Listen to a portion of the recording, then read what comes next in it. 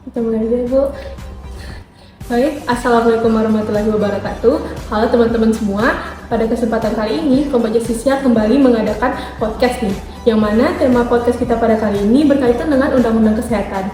Nah, sebelum memulai perbincangan hangat kita pada hari ini, Ibu dan teman-teman semua, perkenalkan, aku Naya Putri Fadiah, kader Kompak Justisia dan mahasiswa Fakultas Hukum UNAN Angkatan 22. Dan kali ini aku ditemani dengan rekan aku, Resti, yang juga merupakan kader Kompak Justisia dan mahasiswi Fakultas Hukum UNAN Angkatan 22. Dan teman-teman semua, kali ini kami sudah bersama dengan narasumber kita yang luar biasa yang nantinya akan berbincang bersama kami dalam podcast kita pada hari ini, yakni Bu Siska Elfandari. Ya. Halo Ibu, bagaimana kabarnya Bu? Alhamdulillah saya baik dan semoga adik-adik mahasiswa juga baik. Terima kasih secara beristimewa kepada Kompak Justisia yang sudah memberikan kesempatan yang luar biasa pada siang hari ini untuk berdiskusi dengan saya dalam rangka Undang-Undang Kesehatan. Baik, terima kasih Ibu sudah menyapa teman-teman kita yang nantinya akan menonton podcast kita pada kali ini. Kemudian sedikit juga Bu, perkenalkan narasumber kita pada kali ini, yakninya Ibu Dr. Siska Elfandari SHMH, yang mana merupakan dosen Fakultas Hukum UNAN dari Departemen Pidana. Riwayat pendidikan Ibu, yang pertama itu dari S1 di Universitas Bung-Hatta, jurusan Ilmu Hukum, tahun lulus 2002, kemudian S2 di Universitas Indonesia, program studi Ilmu Hukum, tahun lulus 2004, dan S3 di Unpad, program studi Ilmu Hukum, tahun lulus 2015. Kemudian pengalaman jabatan dari Ibu Siska sendiri, ada yang pertama itu Sekretaris Prodi Program Sarjana Fakultas Hukum UNAN periode 2023 dan 2028. Kemudian menjadi anggota Komisi Etik Fakultas Keperawatan UNAN periode 2020-2024. Kemudian ada pengalaman dari Ibu Dr. Siska sendiri yang penelitiannya berkaitan dengan kesehatan. Yang pertama ada legalisasi penggunaan ganja medis sebagai pengobatan dalam upaya pembaharuan hukum kesehatan nasional di Indonesia.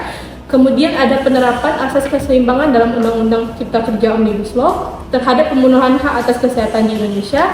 Dan yang ketiga juga ada tanggung jawab hukum ada pertanggungjawaban pidana atas kelalaian pemerintah terhadap upaya pencegahan dan penanggulangan COVID-19 yang mengakibatkan kematian terhadap masyarakat Indonesia, dan juga ada beberapa pengalaman lainnya. Kemudian ada pengalaman publikasi dari Ibu Siska sendiri. Yang pertama ada pengalaman publikasi buku Politik Hukum Kesehatan dalam Upaya Pencegahan dan Penanggulangan COVID-19 terhadap Masyarakat Indonesia. Kemudian juga ada Hukum Penyelesaian Sengketa Medis Indonesia dan pengalaman publikasi buku-buku lainnya. Kemudian Bu Siska sendiri juga telah pengalaman publikasi jurnal nasional dan jurnal internasional, juga berbagai pengabdian masyarakat lainnya. Nah, mungkin kita langsung saja Ibu, kita kembali membahas mengenai tema podcast kita pada kali ini Ibu, yakni Undang-Undang Kesehatan, Transformasi Regulasi Kesehatan Pasca COVID-19. Nah, seperti yang kita ketahui Bu, sebelumnya pada tanggal 11 Juli 2023, DPR menyetujui rancangan Undang-Undang Kesehatan 2023 menjadi undang-undang, yang mana hal ini menuai pro dan kontra dari berbagai kalangan masyarakat kan Bu. Kemudian sebagian orang juga berpendapat bahwa penyesalan rancangan Undang-Undang Kesehatan tersebut terlalu terburu-buru, mengingat bahwa rancangan undang-undang tersebut baru dibahas pada tahun sebelumnya oleh DPR RI. Nah, menurut Ibu sendiri, pengesahan undang-undang tentang kesehatan ini apakah sudah tepat atau apakah perlu sekiranya untuk dipertimbangkan lebih lama secara matang kembali, karena melihat masih banyaknya penolakan terhadap undang-undang ini dari berbagai kalangan masyarakat? Baik, terima kasih Naya atas pertanyaan pertamanya ya pada podcast pada siang hari ini.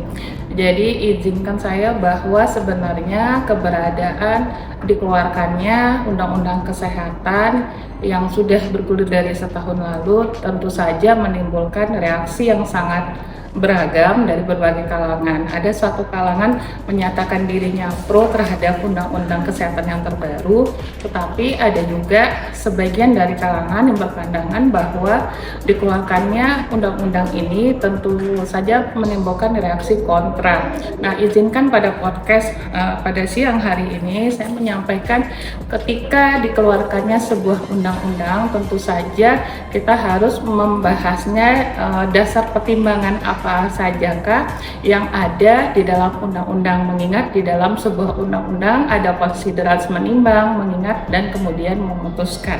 Jadi pada siang hari ini kalau kita bahas dasar pertimbangan lahirnya Undang-Undang Kesehatan ini, tentu saja saya berpijak dari dasar pertimbangan filosofis. Nah, ketika kita bahas dasar pertimbangan filosofis, kita tidak bisa melepaskan diri dari keberadaan Indonesia sebagai negara hukum. Hal ini sejalan dengan dikeluarkannya pasal 1 ayat 3 Undang-Undang Dasar 1945 yang menyatakan bahwa negara Indonesia adalah sebagai sebuah negara hukum. Nah, sebagai ciri-ciri negara hukum tentu saja ada 3. Yang pertama, adanya pengakuan dan perlindungan terhadap hak asasi manusia, peradilan yang bebas dan tidak memihak, dan kemudian adalah pemisahan dan pembagian kekuasaan. Tetapi dalam konteks podcast pada siang hari ini, izinkan saya hanya fokus terhadap ciri-ciri negara hukum yang pertama, yaitu pengakuan dan perlindungan terhadap hak asasi manusia. Nah, salah satu wujud dari pengakuan dan perlindungan terhadap hak asasi manusia tentu saja hak atas kesehatan. Sebenarnya dari dikeluarkannya Undang-Undang Dasar 1945, terus kemudian dunia internasional mendapatkan pengakuan dari The Universal Declaration of Human Rights atau selanjutnya disingkat UHAM, tentu saja kita ini lebih dahulu unggul dari mata dunia, ya, dari dunia internasional, karena dunia internasional baru mengakui keberadaan hak itu yang menjadi tonggak sejarah HAM internasional di 10 Desember 1948, sedangkan negara Indonesia sudah membahasnya di Undang-Undang Dasar 1945, dan kemudian pemerintah juga sudah melakukan berbagai upaya pembangunan hukum pada umumnya, dan kemudian melakukan pembangunan hukum kesehatan secara khususnya, di mana dalam beberapa tahun terakhir ini pada tahun 1960 pemerintah Republik Indonesia sudah membentuk Undang-Undang Pokok Kesehatan, terus kemudian pada tahun 2009 dari tahun 1992 telah membentuk Undang-Undang Kesehatan, terus diganti dengan Undang-Undang Nomor 36 tahun 2009 tentang kesehatan, terus Undang-Undang Nomor 29 tahun 2004 tentang praktek kedokteran, Undang-Undang Nomor 44 tahun 2009 tentang rumah sakit, dan undang-undang lain seperti Undang-Undang Praktek Keperawatan, Undang-Undang Kebidanan, Farmasi, dan Apteker.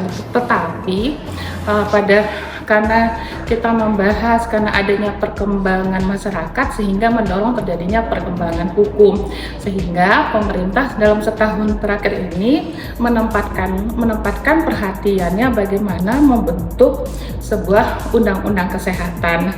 Nah, undang-undang kesehatan ini tentu saja menimbulkan kenapa sih harus dibentuk secara filosofis. Alasannya adalah untuk mempertahankan hak untuk hidup dan hak untuk mempertahankan kehidupan seseorang, dan tentu saja harus sejalan dengan tujuan dari pelayanan kesehatan sendiri, memperpanjang kehidupan, mengurangi penderitaan, dan mendampingi pasien sampai akhir kehidupannya. Sedangkan kalau dasar pertimbangan sosiologis di mana dikutip oleh teorinya Rushdie von Law is a tool of social engineering, bahwa hukum sebagai sarana dan atau alat pengendalian sosial masyarakat. Jadi karena perubahan masyarakat plus akhirnya mendorong perubahan hukum tadi. Nah, kemudian kita dasar pertimbangan lainnya adalah dasar pertimbangan yuridis, ya. Jadi karena di masing undang-undang sebelum dibentuknya Undang-Undang Kesehatan itu menimbulkan masih terdapat tumpang tindih, ya, misalnya di dalam Undang-Undang Kesehatan, Undang-Undang Praktek Kedokteran, Undang-Undang Praktek Keperawatan, dan beberapa undang-undang lainnya, sehingga pemerintah menganggap diperlu membentuk Undang-Undang Kesehatan ini. Tetapi pada kesempatan ini izinkan saya berpandangan lain. Saya memposisikan diri saya sebagai pihak yang kontra, mengingat kita sama-sama tahu setahun yang lalu kita baru keluar dari zona COVID, ya, yang dulunya kita pandemi COVID, terus per Januari 2023 Bapak Presiden RI kita Jokowi mengalami bahwa Indonesia mencabut istilah status negara Indonesia yang pandemi menjadi endemik. Nah, apakah di saat bukan Indonesia aja ya, menurut saya mungkin seluruh dunia yang terpapar COVID juga sedang berbenah diri. Jadi menurut saya keberadaan rancangan undang-undang kesehatan kali ini masih tergesa-gesa, karena menurut saya bagaimana sebuah undang-undang dapat terbentuk sedangkan proses perjalanan itu dengan mencabut 9 undang-undang dan mengubah 4 undang-undang, sedangkan undang-undang yang ada sekarang pun banyak mengalami permasalahan mungkin itu ya. Jadi menurut Ibu undang-undang sekarang itu masih tergesa-gesa ya Bu? Iya, masih terburu-buru. Kemudian kita masuk ke pertanyaan yang kedua Bu. Menurut Ibu, perubahan apa yang menurut Ibu paling signifikan dari penetapan undang-undang tentang kesehatan yang baru saja disahkan ini? Ya, tentu saja kalau kita bahas perubahan apa saja ya, kalau kita bahas dari keberadaan undang-undang praktek kedokteran, undang-undang praktek keperawatan, tentu saja menyisakan banyak persoalan ya. Tentu saja bagaimana yang pertama, bagaimana memberikan upaya perlindungan hukum terhadap dokter dan dokter spesialis dan tenaga kesehatan lainnya, karena kita sekitar 10 tahun yang lalu publik Indonesia dikejutkan dengan kasus malpraktek, kesalahan dan atau kelalaian dalam melaksanakan kewajiban profesional di profesi medis, yaitu kasus Dr. Ayu. PN dia dinyatakan bersalah, PT dia dinyatakan bersalah, sampai ke Mahkamah Agung dinyatakan bersalah, sampai akhirnya tersangka dan 2 orang teman sejawatnya juga dihukum sampai 2,5 tahun. Tetapi ketika peninjauan kembali, akhirnya Hakim Mahkamah Agung menyampaikan bahwa yang dilakukan Dr. Ayu itu sudah sesuai dengan standar.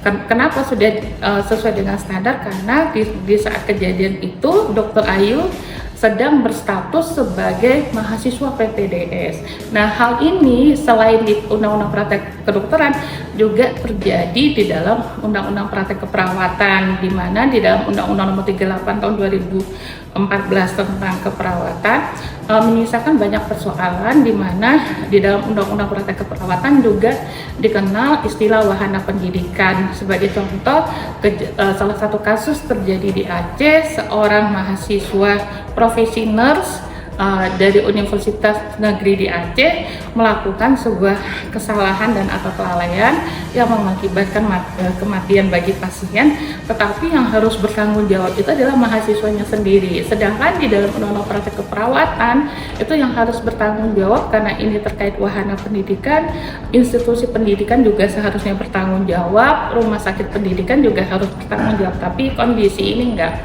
Terus di sisi undang-undang lain, misalnya undang-undang praktek kefarmasian, contohnya saja di Kota Padang sekitar setahun lalu, Kota Padang juga dihebohkan dengan salah satu kasus seorang anak berusia 12 tahun datang ke sebuah puskesmas di Kota Padang dengan keluhan mata sakit. Kebetulan korban didampingi oleh ibunya, pergi ke sebuah puskesmas mendapatkan sebuah obat, dan akhirnya obat itu dipakai diteteskan ke matanya pasien, tetapi ketika obat habis tidak mengalami perubahan yang signifikan yang mengalami kepada penyembuhan terhadap mata pasien. Akhirnya pasien dan keluarga pasien pergi lagi ke sebuah apotek lain, dan akhirnya betapa terkejutnya ibu si pasien ketika obat yang diserahkan ke apotek itu ternyata bukan obat tetes mata, tetapi melainkan obat tetes telinga. Jadi akhirnya timbul lagi polemik, siapa yang harus bertanggung jawab. Akhirnya disalahkan yang bertanggung jawab itu terkait ke asisten apoteker. Nah, ini juga mendapatkan perhatian dari berbagai instansi terkait seperti ombudsman dan yang sudah melakukan pengawasan terhadap pelayanan publik dan juga mendampingi pasien, belum lagi LBH kesehatan. Terus akhirnya ketika kasus ini dibawa ke pelaksanaan penyidikan oleh pihak Polresta Padang, Akhirnya pihak Polresta Padang sedikit kebingungan bagaimana mendefinisikan kelalaian berat yang sudah terjadi terhadap anak, karena akibat dari salah obat, salah membaca obat yang sudah diresepkan oleh dokter, ternyata si korban itu di kornea matanya ada gambar putih dan akhirnya mengganggu ke penglihatannya.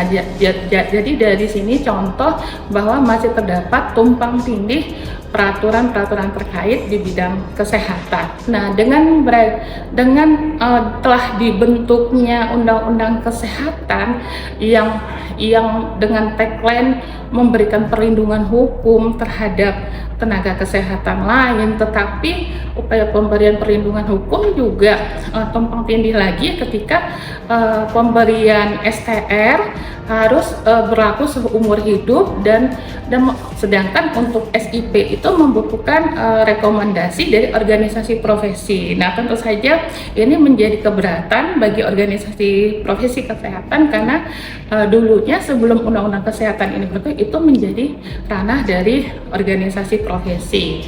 Terus kemudian tadi mungkin kasus-kasus tadi memberikan kemudahan lagi terhadap peserta didik. Terus belum lagi banyak kasus-kasus lainnya seperti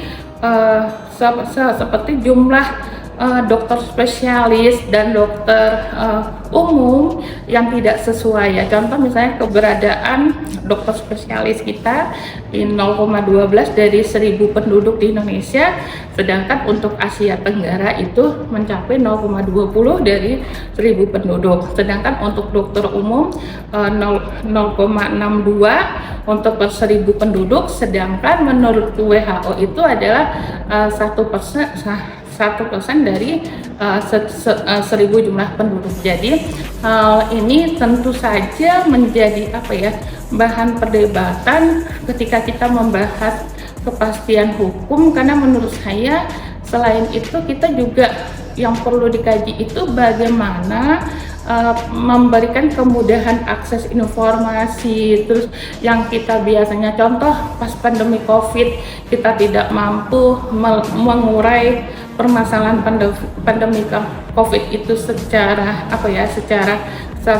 sistematis dan membutuhkan waktu yang sangat lama karena mungkin ketidaksiapan pemerintah dalam memang seluruh penyakit itu datangnya dari Allah dan termasuk pandemi COVID kemarin. Tentu saja pandemi COVID kemarin memberikan pelajaran yang sangat berharga bahwa ketika kasusnya mengalami peningkatan yang sangat signifikan, tentu saja yang menjadi garda terdepan itu bukan lagi ke dokter, tenaga kesehatan lain, tetapi bagaimana kita sebagai makhluk individu, kita yang harus sadar atas hak atas kesehatan diri kita sendiri. Kita harus menggunakan masker. Sebenarnya menggunakan masker bukan untuk melindungi diri kita saja, tetapi bagaimana hak untuk hidup dan hak untuk mempertahankan kehidupan orang lain juga terjaga.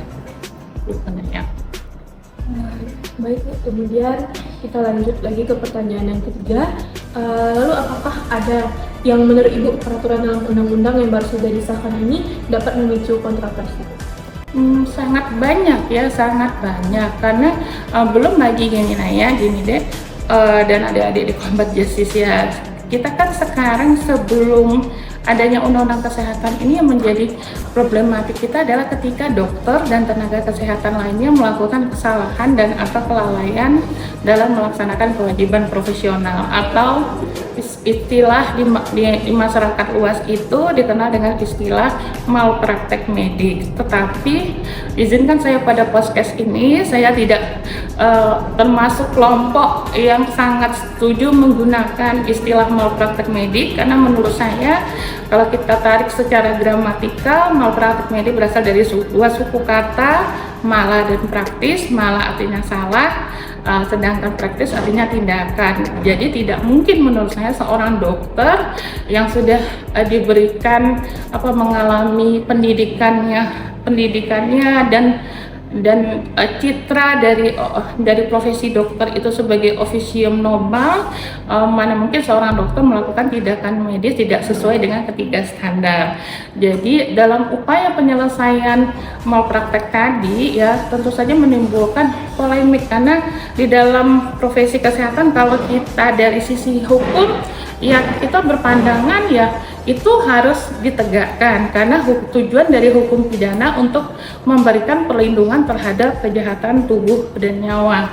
Tetapi banyak juga kasus lain penyelesaian malpraktek medik ini selesai dengan administrasi saja, perdata saja gitu. Tetapi karena saya berasal dari hukum pidana, kalau itu tetap bergulir, misalnya terjadi tindakan dokter terus menimbulkan kecacatan, kematian, terus selesai dengan pemberian sejumlah uang, terus selesai dengan pemberian denda. Jadi urgensi hukum pidananya di mana gitu. Padahal tujuan dari pelayanan kesehatan itu adalah bagaimana kita memartabatkan pasien sebagai manusia seutuhnya dan kemanusiaan itu sendiri. Jadi yang menjadi urgensinya adalah bagaimana proses penyelesaian sengketa medis itu dapat dibedakan. Ini menjadi bagian dari resiko medis. Nah, ini bagian dari insiden keselamatan pasien, karena isu dari pelayanan kesehatan itu bagaimana dokter, tenaga kesehatan lainnya dan rumah sakit mampu menjamin keselamatan pasien, meskipun sifat dari hukum pelayanan kesehatan ya, pelayanan kesehatan itu bukan dokter menjanjikan kesembuhan pasien, tetapi bagaimana dokter mampu melakukan upaya-upaya penyembuhan bagi pasien. Jadi dalam pelayanan kesehatan hasil tidak menjadi ukuran penting, tetapi bagaimana dokter dan tenaga kesehatan lainnya mampu memberikan hak untuk hidup dan hak untuk kehidupan lainnya. Nah, selanjutnya beberapa waktu lalu banyak kasus-kasus yang terjadi dengan tenaga keperawatan ya. Seorang tenaga, contoh kasus di Palembang, di salah satu rumah sakit di Palembang, pihak perawat mendapatkan kekerasan psikis ya terhadap keluarga pasien ya, sampai akhirnya terjadi pemukulan ya, dan akhirnya melalui undang-undang ini juga harus bagaimana memberikan perlindungan hukum terhadap perawat. Terus kemudian karena ini sudah dijadikan undang-undang, persoalan lain adalah datangnya tenaga kesehatan asing ke Indonesia, dan ini juga berlaku dokter yang WNI juga sedang bekerja juga di luar negeri. Nah, bagaimana perlindungan hukumnya? Tetapi menurut saya kalau misalnya semua sudah terbuka alur seluas-luasnya tentang tenaga kesehatan asing masuk ke Indonesia, yang menjadi pertanyaan saya, apakah tenaga kesehatan kita siap bersaing dengan tenaga kesehatan asing? Mungkin itu. Baik Ibu, kali ini aku dan Lesti kedatangan rekan baru yang akan membersamai kegiatan podcast kita pada kali ini. Sebelumnya saya perkenalkan Bu, ini Alvito, kader Kombat Jusisia dan mahasiswa Fakultas Hukum UNAN angkatan 22 sama seperti Naya dan Lesti. Mungkin pertanyaan selanjutnya bisa dibantu oleh Ibu.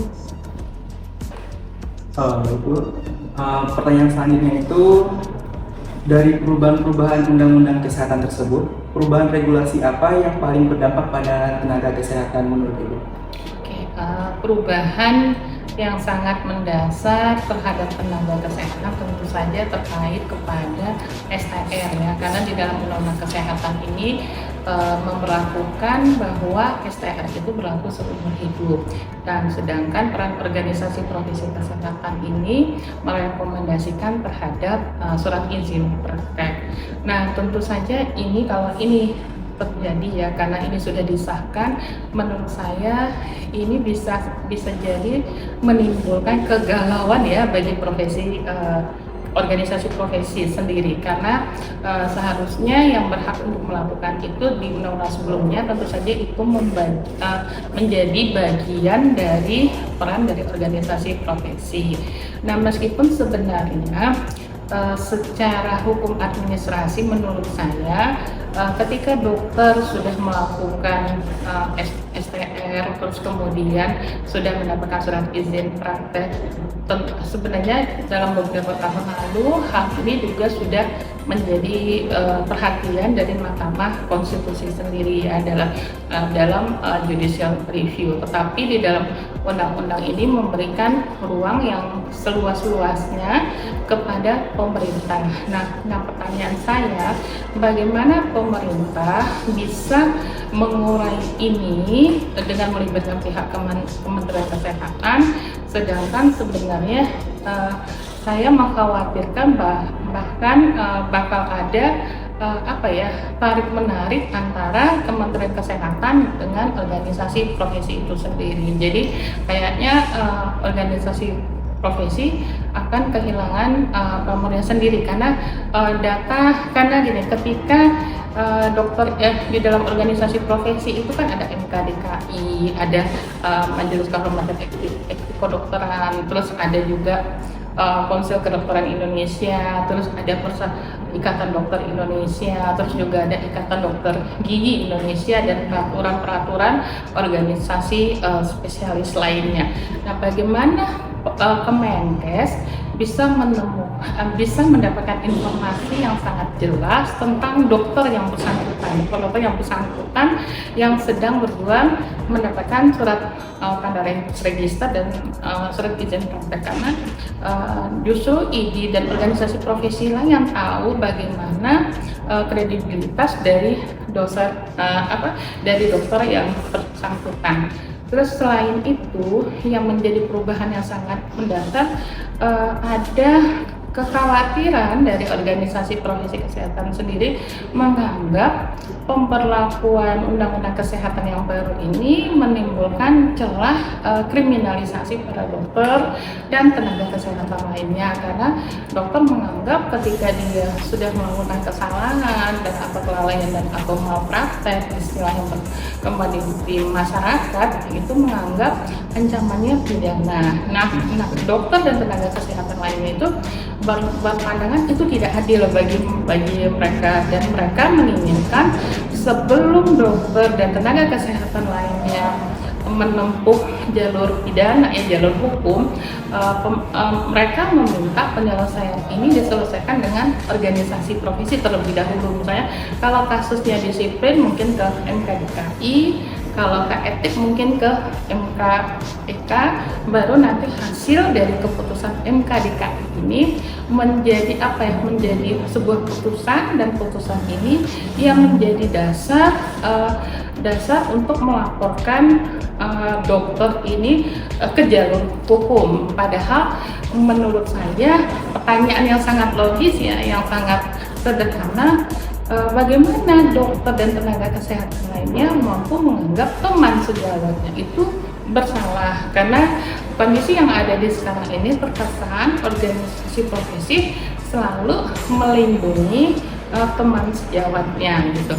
Tetapi beberapa tahun lalu juga ada wacana dari Ikatan Dokter Indonesia untuk membentuk suatu profesi khusus, profesi medis. Nah, tentu saja ini juga menjadi perdebatan juga dari berbagai kalangan. Contohnya saja di Mahkamah Agung, mereka berpandangan kalau ini diokekan atau ini diperbolehkan dibentuk pengadilan khusus profesi medis, nanti organisasi lain juga menuntut hal yang sama untuk dibentuk pengadilan khusus. Tentu saja ini menjadi permasalahan hukum yang baru, karena siapkah pemerintah kita untuk mengurai permasalahan ini. Jadi itu seperti yang Ibu jelaskan, bahwasanya Undang-Undang Kesehatan ini banyak kontranya ya Bu. Namun sejatinya undang-undang diciptakan untuk kesejahteraan atau kepentingan pihak-pihak yang terlibat. Nah, menurut Ibu sendiri nih, Undang-Undang Kesehatan, bagaimana Undang-Undang Kesehatan ini dapat menjadikan tenaga kesehatan itu menjadi lebih baik dan merata ke seluruh Indonesia melalui Undang-Undang Kesehatan ini? Ya, kalau kita bahas apa yang terbaik dan bagi tenaga kesehatan tentu saja kita harus membuat sebuah daftar prioritas permasalahan apa yang sangat signifikan yang harus diselesaikan dalam waktu dekat. Karena kalau kita bahas ada A, B, C dan D misalnya, apa yang paling urgent yang harus kita selesaikan. Nah, kalau pemerataan dokter spesialis, rasa saya pemerintah melalui undang-undang ini kan juga dasar pertimbangan awalnya mungkin bagaimana kemudahan akses informasi itu justru menjangkau ke daerah-daerah terpencil. Contoh di Sumatera Barat ada Kepulauan Mentawai, di Ambon ada Kabupaten Masohi, dan beberapa wilayah di Indonesia. Tentu saja orang Mentawai ketika ada sakit yang sangat hebat, tentu saja harus jalur laut dan jalur laut, namanya jalur laut, kita juga kondisi lapangan, kondisi cuaca juga menjadi penentu. Jadi pemerintah juga harus bekerja sangat keras bagaimana mengukur keberadaan dokter umum tadi, dokter spesialis tadi, karena yang terjadi saat ini adalah keberadaan dokter spesialis itu 0,12 yang ada di Indonesia banding 1000 penduduk, sedangkan di Asia Tenggara itu udah 0,20 per 1000 jumlah penduduk, sedangkan dokter umum 0,62 per jumlah penduduk, sedangkan menurut WHO, Organisasi Kesehatan Dunia, itu mencapai 1% dari 1000 jumlah penduduk. Jadi pemerintah bekerja sama dengan Kemenkes, bekerja sama dengan organisasi profesi harus duduk bersama, karena kalau ini dibiarkan tentu saja saya mengkhawatirkan akan jadi keegoan lembaga keegoan lembaga, padahal permasalahan ini adalah permasalahan yang harus menjadi bahan evaluasi kita bersama, bagaimana pemberian pelayanan kesehatan ini mampu memenuhi asas-asas pelayanan kesehatan, karena asas pelayanan kesehatan, asas kemanusiaannya tercapai, terus asas keseimbangannya tercapai, asas keadilannya tercapai. Jadi ini merupakan PR kita bersama, bagaimana pelayanan kesehatan di daerah-daerah terpencil itu mampu mendapatkan perlakuan yang sama terhadap daerah-daerah lain. Kalaupun nggak mampu berada di posisi yang sama, paling tidak mendekati posisi yang sama. Berarti adanya undang-undang kesehatan ini untuk memudahkan akses informasi mengenai kesehatan di tiap-tiap masyarakat Indonesia. Yeah. Baik, untuk pertanyaan selanjutnya mungkin mengenai substansi dari undang-undang ini, yaitu mengenai alokasi anggaran kesehatan. Yeah. Terkait penghapusan jumlah minimal alokasi anggaran kesehatan dalam APBN dan APBD, bagaimana tanggapan Ibu mengenai hal tersebut? Kalau misalnya itu dihapuskan dari APBN dan APBD, itu sumber mendapatkan biaya pelayanan kesehatan dari mana lagi ya? Sedangkan sebelumnya juga pemerintah itu menempatkan 0,05%,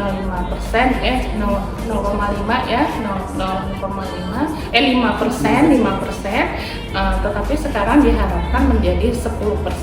Nah, peningkatan itu tentu saja kita harus berpijak dari program strategis Kementerian Kesehatan tadi, mana yang harus didahulukan. Jadi menurut saya kalau misalnya peningkatan anggaran yang tadinya 5% terus menjadi 10%, menurut saya apakah peningkatan itu mampu mengurai permasalahan ini? Karena sebenarnya permasalahan di sektor kesehatan itu sangat beraneka ragam. Contohnya mungkin yang sangat sederhana keberadaan BPJS yang sudah memperlakukan subsidi silang, terus kita sudah dibikin terkelompok-kelompok, terklaster ya, kelas 1, kelas 2 dan kelas 3. Tetapi sebenarnya pihak BPJS pun saat ini dan pemerintah kita pun saat ini juga sedang menemukan sebuah konsep yang tepat bagaimana pemberian jaminan kesehatan yang sangat merata. Mungkin kalau untuk masyarakat kurang mampu mungkin ada KIP ya, Nah, kita ini jadi menurut saya bagaimana pemerintah harus duduk bersama lagi, mungkin berpijak ke negara-negara lain ya, negara lain mungkin kalau di Singapura tuh sudah tercover asuransi. Nah, ketika ada permasalahan terkait pelayanan kesehatan, terus ada kerugian yang ditimbulkan, jadi bisa tercover oleh asuransi. Jadi menurut saya pemerintah harus mengalami peningkatan, namanya sudah terjadi peningkatan, masyarakat sudah membayar lebih, tentu saja fasilitasnya juga harus mendapatkan lebih juga, karena kan kita nggak bisa juga menutup mata ada harga dan ada proses yang harus kita hargai. Baik, mungkin pertanyaan selanjutnya. Mungkin pertanyaan selanjutnya akan dilanjutkan oleh Resti ya Bu. Iya, Masih oke. terkait anggaran ini Bu, karena anggaran ini biasanya yang menjadi kontroversi di kalangan masyarakat kan Bu. Jadi karena penghapusan dari anggaran 5% itu tentunya tidak akan membuat tidak ada jaminan gitu Bu, bahwa anggaran yang dikeluarkan untuk suatu daerah itu bisa melebihi 5% ataupun malah mungkin bisa jadi di bawah 5%. Itu bagaimana Bu? Jadi ini deh, tadi kan Dito membahas ada APBN dan APBD, tetapi sebenarnya penyesuaian anggaran itu kan kadang-kadang tergantung juga dengan keberadaan sebuah rumah sakit, karena di dalam Undang-Undang Nomor 44 Tahun 2009 ya, Undang-Undang Nomor 44 Tahun 2009 kita juga mengenal adanya fungsi sosial rumah sakit. Nah, sekitar 3 tahun yang lalu di Kota Padang juga ada kasus seorang anak meninggal di M Jamil ya, di M Jamil meninggal dengan pasien sudah berada di rumah sakit itu hampir 2 bulan atau hampir 3 bulan gitu ya, dengan total biaya rumah sakit 26 juta ya, 26 juta, tetapi pasien meninggal dan akhirnya menimbulkan polemik. Nah, pihak rumah sakit meminta bahwa jenazah nggak bisa dikeluarkan, jadi ada pemulasaran jenazah ya, nggak bisa. Akhirnya ini menimbulkan reaksi yang sangat beragam, karena ternyata salah satu pihak dari keluarga pasien punya paman yang bekerja di pengemudi online. Nah, akhirnya pihak pengemudi online datang ke rumah sakit dan akhirnya jadi viral, dan akhirnya kondisi ini mendapatkan simpati dari gubernur kita yang waktu itu Bapak Irwan Prayitno ya saat itu, dan akhirnya datang ke rumah sakit M Jamil dan diselesaikan, dan akhirnya pihak M Jamil menjadikan kasus ini menjadi fungsi sosial dari rumah sakit. Jadi keluarga pasien tidak dibebankan untuk membayar biaya rumah sakit. Jadi menurut saya peningkatan anggaran tadi tentu saja pemerintah berdampak untuk memberikan memberikan pelayanan yang lebih baik. Tapi memberikan pelayanan yang lebih baik, tetapi terkadang kita nggak bisa juga menutup mata bahwa terkadang sesuatu hal yang baik juga terkadang dianggap tidak baik juga bagi kalangan tertentu. Mungkin juga disalahgunakan, karena kita nggak bisa juga menutup banyak sektor kesehatan saat ini juga menjadi ladang juga bagi oknum tertentu untuk melakukan penyimpangan dana. Jadi menurut saya ini menjadi PR kita bersama, bagaimana pelayanan kesehatan ini mampu terukur, mampu memberikan solusi yang sangat bermanfaat, karena tujuan hukum itu kan sebenarnya kalau menurut teori Jeremy Bentham kan the greatest happiness for the greatest comfort. Jadi kebahagiaan yang sebesar-besarnya ditujukan untuk kebahagiaan masyarakat. Tetapi yang jadi pertanyaan, masyarakat yang mana dulu nih gitu kan, masyarakat yang mana dulu. Jangan permasalahan ini karena ada subsidi sekarang, orang yang mendapatkan kelas tinggi lebih dominan, sedangkan orang yang biasa-biasa saja, karena banyak aja baru masuk ide-ide, nggak bisa, nah itu nggak bisa, karena semua orang di dalam hukum kesehatan, di dalam pelayanan kesehatan mendapatkan kesempatan yang sama untuk mendapatkan keseimbangan di dalam pelayanan kesehatan. Berarti permasalahan anggaran ini sangat berkaitan erat dengan rumah sakit dan cara pengelolaannya ya. Iya, cara pengelolaan. Pada siapa anggaran tersebut Iya. akan dialihkan gitu. Nah, dari yang apa telah kita bicarakan selama lebih kurang 30 menit ini kan banyak menuai kontroversi gitu ya, dari pengesahan peraturan undang-undang ini. Lalu dengan begitu Bu, kami akan menutup dengan pertanyaan terakhir. Menurut Ibu, langkah apa yang seharusnya diambil oleh pemerintah dalam menanggapi banyaknya penolakan terhadap undang-undang ini, sementara undang-undang ini telah disahkan beberapa saat yang lalu?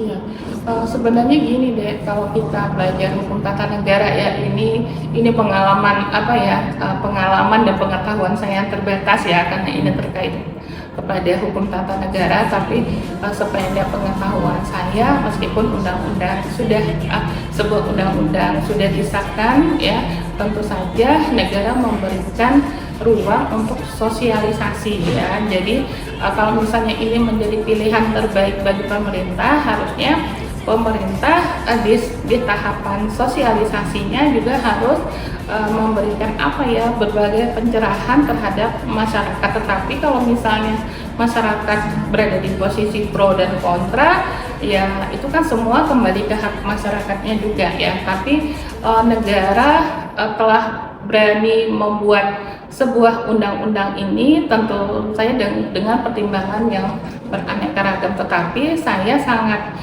menyedihkan kalau misalnya keberadaan undang-undang yang baru ini untuk mendompleng kepentingan tertentu gitu, sedangkan kalau kita bahas kepentingan tertentu ya negara Indonesia ini saat ini sedang berbenah diri dalam segala hal. Tetapi menurut saya sektor kesehatan harus menjadi prioritas yang utama, karena sebenarnya kesehatan ini menjadi salah satu unsur kesejahteraan masyarakat ya, dimanapun negaranya pasti menempatkan kesejahteraan rakyatnya di atas segala-galanya. Jadi saya harapkan dengan berlakunya undang-undangan ini mampu memberikan keseimbangan bagi semua pihak dan tidak ada mendompleng kepentingan. Mungkin karena situasi ketatanegaraan kita saat ini yang sudah menurut saya yang dalam tanda kutip, akhirnya pemerintah berusaha membentuk ini dengan niat mengelabui rakyatnya, ada etikat tidak baiknya. Nah ini yang harus kita awasi. Mungkin itu deh. Luar biasa sekali. Mungkin sesi podcast kita pada hari ini telah berakhir dengan ditutupnya pertanyaan oleh Bu Siska tadi. Selanjutnya akan dilanjutkan lagi. Baik Ibu, mungkin sekian podcast kita pada kali ini Bu. Aku Naya sebagai moderator bersama Vito dan Resti. Mungkin kalau masih ada salah-salah kata mohon dimaafkan Bu, dan terima kasih Bu, mungkin dengan ilmu yang bermanfaat sangat bermanfaat bagi kami juga penonton dari podcast ini. Sekian, terima kasih.